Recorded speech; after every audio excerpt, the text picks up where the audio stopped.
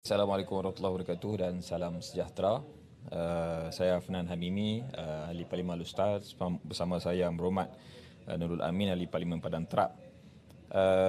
Apa yang saya nak highlight di sini pada hari ini ialah apa yang berlaku dalam Dewan Rakyat sebentar tadi, apabila sampai pada giliran nombor 3 sesi soal jawab lisan, Yang Berhormat Datuk Speaker terpaksa menangguhkan soalan nombor 3 tu ke soalan yang lain.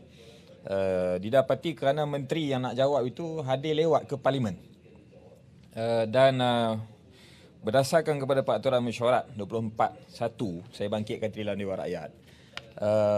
Ketika Yang di-Pertua jemput sampai susunan giliran soalan kepada Yang Berhormat tanya, Yang di-Pertua jemput ahli parlimen itu bangun tanya dan menteri itu kena jawab.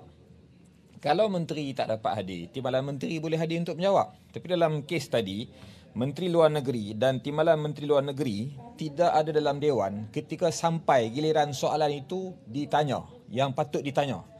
Jadi sehingga memaksa speaker terpaksa tangguhkan soalan itu kepada giliran yang lain.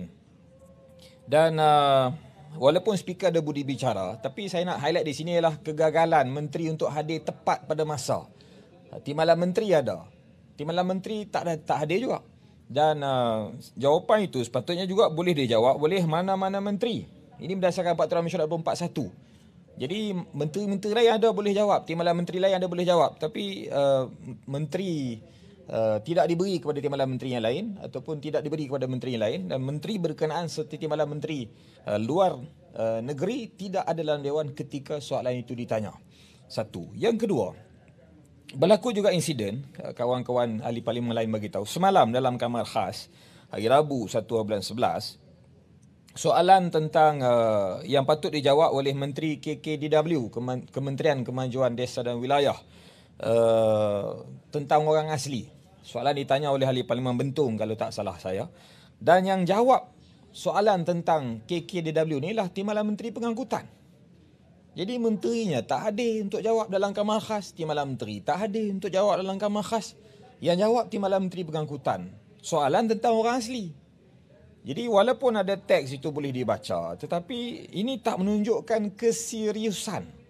Saya tengok menteri dan timbalan menteri yang ada dalam kabinet hari ini tak bersungguh untuk hadir menjawab dengan sendiri.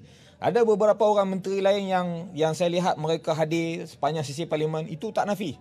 Tapi kebanyakannya, termasuk insiden yang berlaku hari ini dan semalam di kamar khas, menunjukkan menteri dan timbalan menteri di bawah kabinet Yang Amat Berhormat Perdana Menteri hari ini tidak bersungguh-sungguh untuk menjawab isu-isu yang dibangkitkan oleh parlimen. Kalaulah parlimen, Dewan Rakyat, tempat yang paling tinggi untuk buat polisi dalam negara, mereka tak bagi perhatian serius, apa lagi keseriusan, kesungguhan yang kita nak daripada menteri-menteri kabinet? Kami bawa suara rakyat.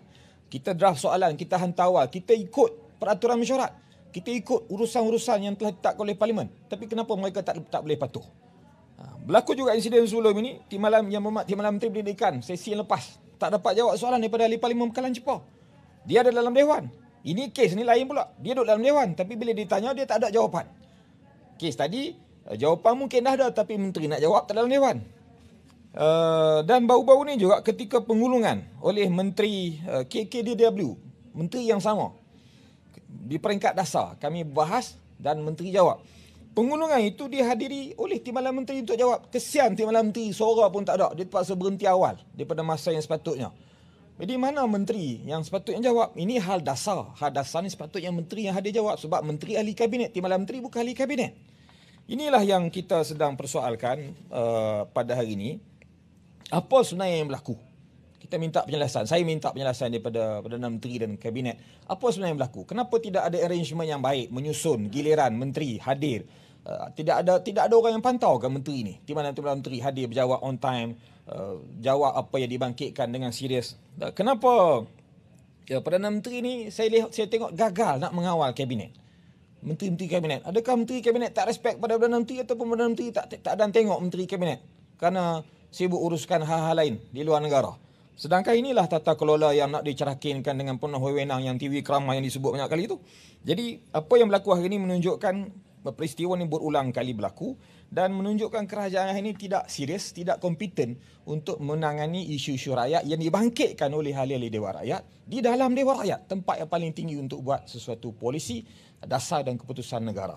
Itulah perkara yang saya nak sebutkan pada hari ini. Kita rasa kesal dengan peristiwa ini dan kita memberi amaran supaya jangan diulangi kegagalan ini. Kalau terus gagal, nampaknya kerajaan ini tak patut lagi menjadi kerajaan. Terima kasih.